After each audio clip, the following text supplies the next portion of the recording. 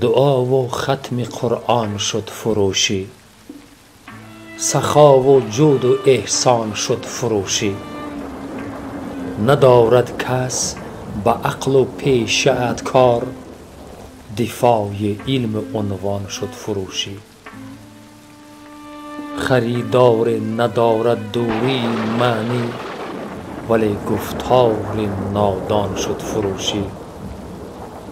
به گوش آید صدا از خاک یعقوب، که خاک بیت احزان شد فروشی.